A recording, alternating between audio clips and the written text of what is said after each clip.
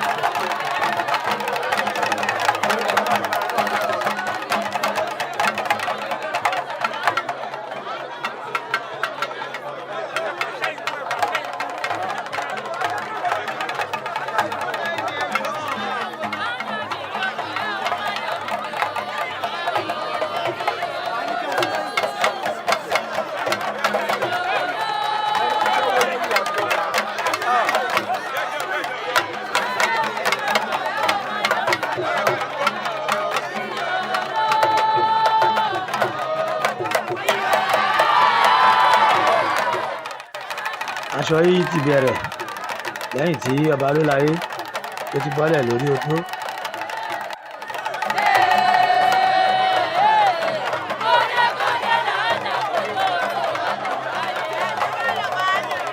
Ẹ̀rí bọ́n ṣe ń kọrin fún ìhòòhò ló wà ládẹ̀kóbìnrin mọ̀ ẹ́.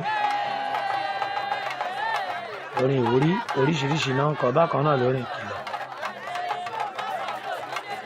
Bẹ́ẹ̀ ni oníbàtà náà fi èlò pòwe bákan náà wọ́n tún lùlù kìlọ̀ fún.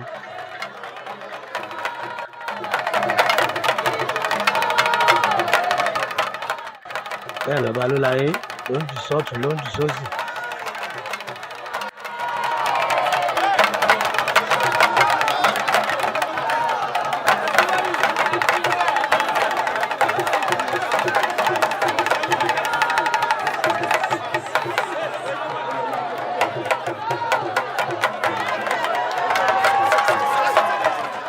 Eré ni ọba Olúláyé.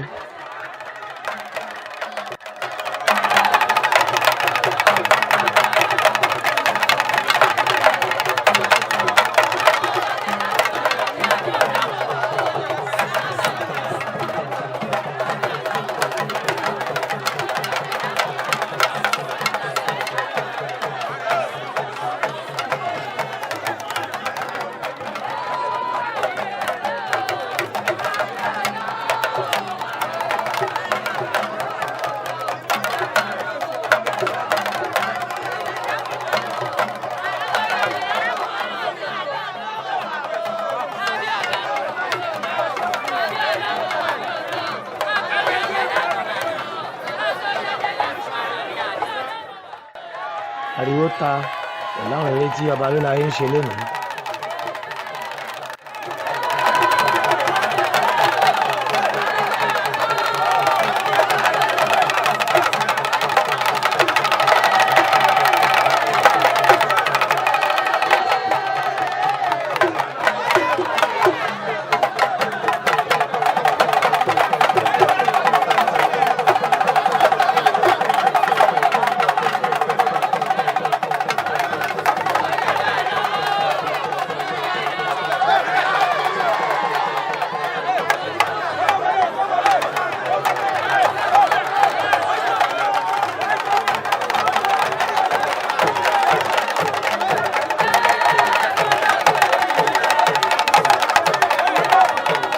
Ọba Lóláyé tó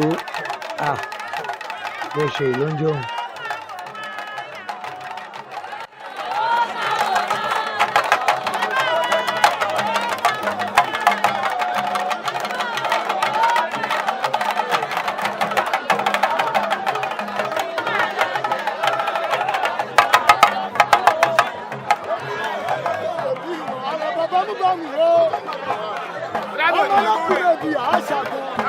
Ajagun gulugu, abẹ́lẹ́ gudu dáhùn.